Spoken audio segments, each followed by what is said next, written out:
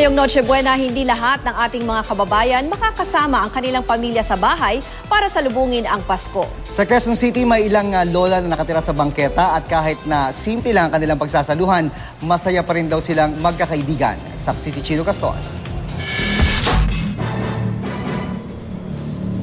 Besperas ngayon ng Pasko pero ang halos 80 anyos ng si Lola Dominga abala pa rin sa paghahalungkat ng mga basura sa Timog Avenue, Quezon City.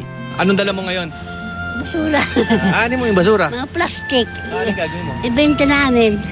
Dahil sa pagsisikap, kahit paano, nakapaghanda siya at ang mga kasamahang sina Lola Lori at Lola Luz ng Noche Buena. Lugaw, instant noodles at tirang bahaw mula kaninang tanghali.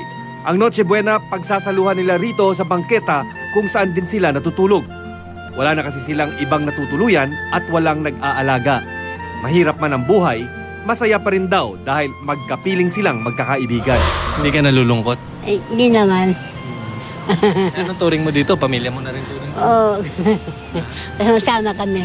Kahit lang paano, may pinagsamahan na kami. Kaya masaya rin kami. Maski na ano lang ang pagkain namin, masaya na kami.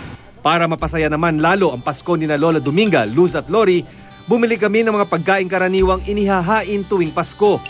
Pansit sa bilao. Ito, pansit. Sigurado, patok to. Paborito ng mga Pinoy. At ang star ng handaang Pinoy, lechon. Anay, ito. Handog namin sa inyo para kahit pa paano, masaya naman yung Pasko nyo. Medyo... Bakas ang duwa sa mukha ng mga matatanda sa hindi inaasang grasyang dumating. Niyaya rin nila ang iba pang mga kasamang wala ring mga tirahan para makisalo sa Noche Buenang inihain sa bangketa. Sa aking pagsama sa kanilang pagkain, dama ko ang init ng samahan ng mga taong pinagkaitan man ng kapalaran ay swerte naman sa tunay na pagkakaibigan. Sa gabing ito, muling pinapaalala sa atin na hindi hadlang ang iyong estado o kalagayan sa buhay para pagsaluhan ang tunay na diwa ng Pasko na siyang pagmamahal sa iyong kapwa-tao. Maligayang Pasko po at ako si Chino Gaston, ang inyong saksi.